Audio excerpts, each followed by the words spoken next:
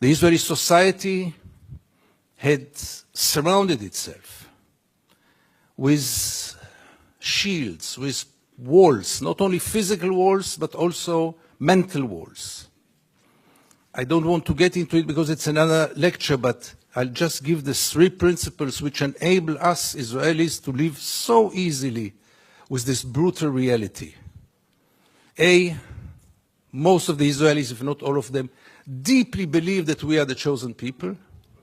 And if we are the chosen people, we have the right to do whatever we want. B, there were more brutal occupations in history. There were even longer occupations in history, even though the Israeli occupation gets to quite a nice record. But there was never in history an occupation in which the occupier presented himself as the victim. Not only the victim, the only victim around. This also enables any Israeli to live in peace because we are the victims. The other day, Professor Falk spoke about this dual strategy of Israel of being a victim on one hand and manipulating on the other hand. After what happened in Paris and in Copenhagen with the terror attacks, Benjamin Netanyahu came with the notion all the Jews must come to Israel. It's the safest place for the Jews in the world. It's a shelter for the Jews in the world. Which is wrong, because Israel is today the most dangerous place on earth for Jews, but let's put it aside. It was only 24 hours later when he said Israel is an existential threat under the Iranian bomb. And I asked myself, how can you dare call Jews to come and to join this suicidal project when the Iranians are going to bomb us?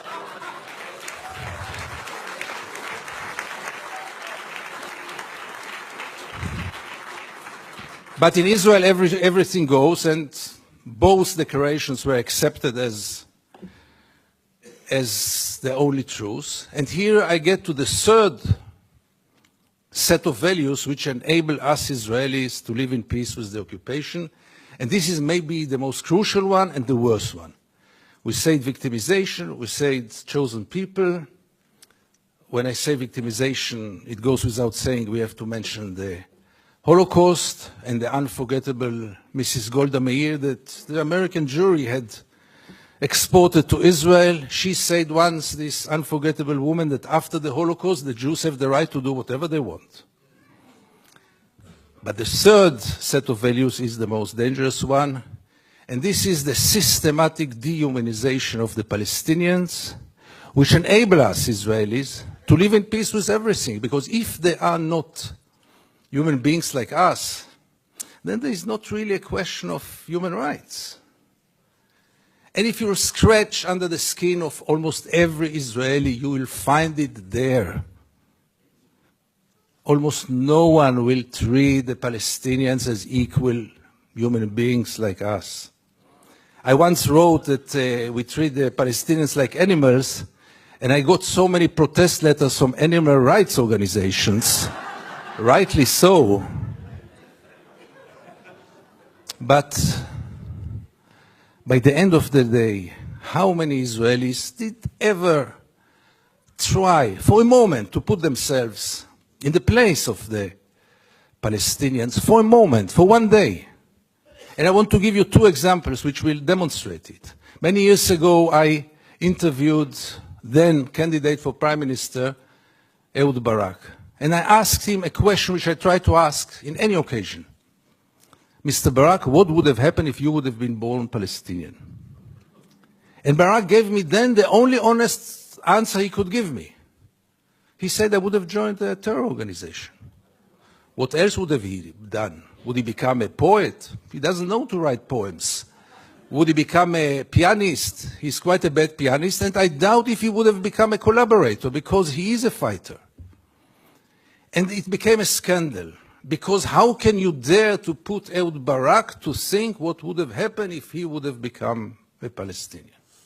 And the second incident, briefly, Second Intifada, the city of Jenin, the most closed city in the West Bank, real total siege. I go out from Jenin, I come to the checkpoint, a Palestinian ambulance is parking there with the red lights. I stand after him. No cars can get out of Jenin in those days. No cars can get in. And I wait. The soldiers are playing backgammon in the tent. Usually I know myself.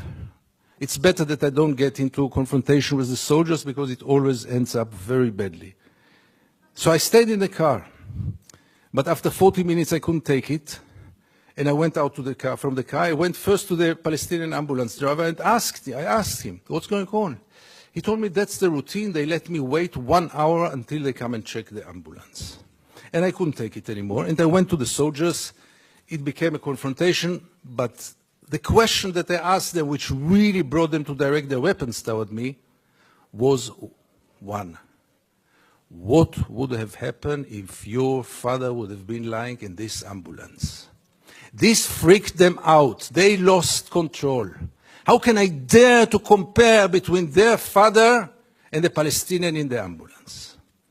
And this set of beliefs that they are not human beings like us enable us, Israelis, to live in so much peace with those crimes, ongoing crime for so many years, with losing any kind of humanity, values. I heard today people talk about Jewish values. I must be frank with you, I don't know what are Jewish values. I know what are universal values. Let's not get into it, really.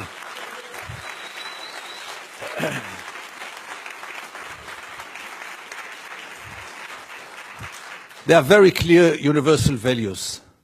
And there is a very, very clear international law. But for most of the Israelis, international law is very important. But not for Israel. Israel is a special case. Why is it a special case? And again, you get with all those set of values, with this living in denial. And here I want to get back to the topic of our panel. Is it good for Israel? No, it's very corrupting. Because as long as the United States enable Israel to continue, obviously the Palestinians are the first and direct, unbelievable victim of it. But by the end of the day, what will Israel be after all those years? What is it already today? Where does it direct to? And things are getting worse and worse. And therefore I have so little hope about change from within the Israeli society. Because things, as you might know, are going more and more to the nationalistic, militaristic, religious direction, with very little hope that change will come from within. Why would Israelis go for a change? What incentive? Why would they bother? Life is so good. You should have seen Israel in the days when Gaza was bombed, when the beaches were crowded, the helicopters were passing on their way to bomb Gaza. The Israeli TV hardly showed photos from there. Newspapers hardly wrote anything. I wrote one article about the responsibility of the pilots, and I needed to use bodyguards to get out of my home after this. The problem was, by the way, that the bodyguards were settlers, and they argued with me all day long until I saw that I'm much more secure without the bodyguards rather than with them. But the last war in Gaza, and this will be my final remarks, the last war in Gaza taught us also that Israel, which has 3 regimes today, maybe the only country, the only state in the world with 3 regimes, one for the Jews, one for the Arab citizens, and an apartheid regime in the West Bank and Gaza, one of the most brutal and cruel tyrannies in the world. But even for the facade, even for this democracy, which I always thought is a democracy for its Jewish citizens, I realized last summer that it is a democracy for its Jewish citizens, but only if they think like the majority. And therefore, and by this I want to conclude, I want to tell you all that few of us, very few, much too few, but few of us are looking to the West, Europe, and then United States, with a great hope because we lost hope in Israel. Thank you very much.